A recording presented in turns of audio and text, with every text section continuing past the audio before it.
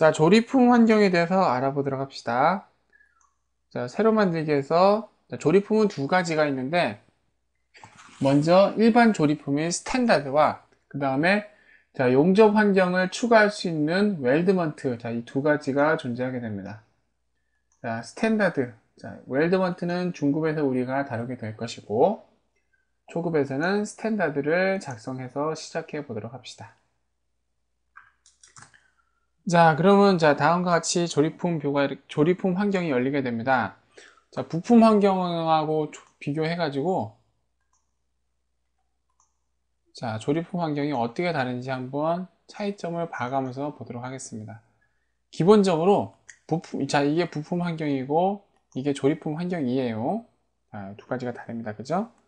근데 딱 보시면 아시겠지만은, 자, 일단, 바탕화면은 서로 이렇게 작업하면은 서로 다른 게 없습니다. 완전 똑같죠. 그죠?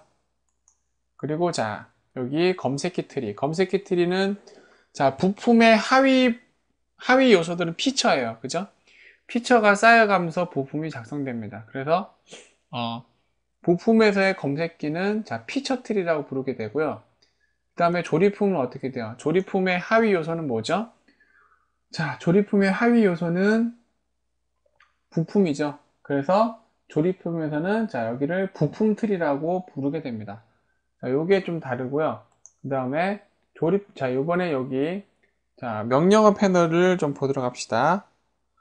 자, 명령어 리본 및 패널을 보시면은, 자, 부품 상태고요. 조리품 상태입니다. 근데 가만히 보시면 아시겠지만은, 자, 여기는, 자, 3D 모형, 검사, 도구, 관리, 뷰, 환경, 시작하기. 요거는 부품에도 있는 거예요. 3D 모형, 검사, 도구, 관리, 뷰, 환경, 시작하기 다 똑같이 있는 겁니다. 그죠? 그런데 조립품에서는 거기에서 추가된 게 있습니다. 바로 뭐가 있냐면은 조립과 단순화와 설계 이 세 개 탭이 있습니다. 원래 단순화는 조립 탭에 이제 2013까지는 조립 탭에 들어가 있었는데 2014 버전으로 넘어오게 되면서 단순화는 탭으로 따로 분리돼서 자 이렇게 빠지게 되었습니다. 자 그리고 조립 탭은 부품을 불러오고 아니면 새로 작성하고 아니면 부품을 이동하거나 회전하고 아니면 여기 구속 조건으로 서로 조립하고 그 다음에 패턴하고 자 요런 조립을 불러와서 조립을 위한 명령어들이 주로 모여 있다고 보시면 되겠습니다. 자, 설계 탭은 이거는 전통적으로 2010 버전 이상부터는 변함이 전혀 없는 것이죠. 네, 설계 탭이 자, 이렇게 존재를 합니다.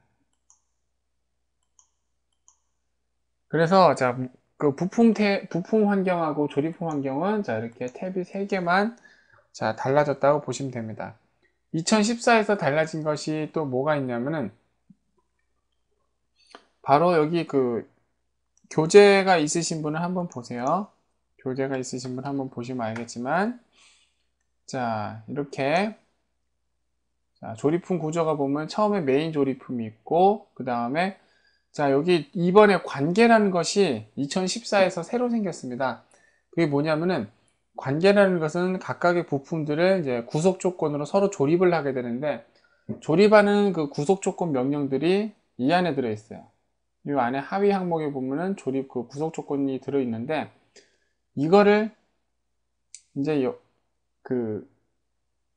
여기에만 이제 구속 조건이 표시되지 않고 관계 항목에는 자, 어셈블리 이제 조립품 환경에 안에 들어있는 모든 조립에 대한 명령을 넣은 리스트들이 관계 리스트에 한꺼번에 들어가 있게 됩니다. 여기에도 들어있고 여기도 들어있어요.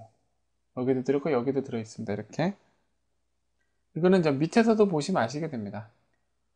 자, 구속 조건이라는 명령에 보면은 자, 부품과 파트 두 개의 부품이 있을 때 구속 조건 1번이 이 안에 들어있고 그 다음에 이 구속 조건은 관계 목록에 자 이렇게 쭉 포함이 되게 됩니다. 자, 그 다음에 나중에 또 하게 되겠지만은 자, 부품의 아이콘의 생긴 거에 따라서 부품의 상태를 한번 알아볼게요. 자, 조립품 안에 들어가는 조립품을 서브 조립품이라고 부릅니다. 뭐 쉽게 말해서 설계를 하신 분들은 부분 조립도라고 보시면 쉽게 이해가 가능하실 텐데, 조립품 안에 들어있는 조립품이라고 생각하시면 되고요. 그 다음에 부품이 일반 부품입니다. 그 다음에 컨텐츠 센터 부품은 자, 인벤터의 기본 라이브러리인 컨텐츠 센터에서 불러온 부품이 바로 컨텐츠 센터 부품입니다. 보시면 아이콘이 책 모양 위에 그냥 하얀 박스가 올려져 있는 형태로 자, 이렇게 두게 됩니다. 자, 그러면 우리가 아이콘을 지금 봤는데 대략적으로 나눠서 이거는 부품이 불러 들어온 성격을 얘기하는 것이고, 자, 우리는 292페이지를 보면서 부품의 상태에 대해서 알아보도록 합시다. 부품의 상태는 지금과 다음과 같이 7가지가 있게 되는데, 일반적으로 가져온 부품은 그냥 일반 부품이고요.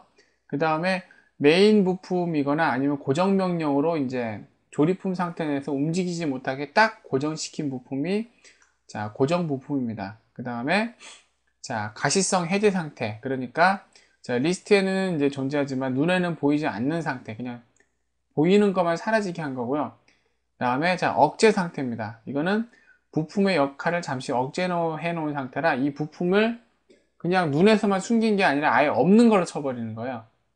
자, 그 다음에 가변 상태입니다. 자, 부품이 다른 부품을 참조하는 가변 상태인데, 이게 가변이라는 것이 뭐냐면은 다른 부품의 그 모서리 있죠. 다른 부품의 그 면이나 점이나 모서리나 면이나 덩어리를 참조해서 다른 부품을 작성할 수 있게 되는데, 그렇게 되면 이 앞에 가변 마크가 붙게 됩니다. 이것을 바로 가변 부품이라고 부릅니다. 자, 그 다음에 접촉 세트 상태라고 해가지고 부품끼리 서로 물리적으로 인지하는 접촉 세트 상태입니다. 요거는 나중에 한번 우리가 자, 강의를 진행하면서 하게 될 겁니다.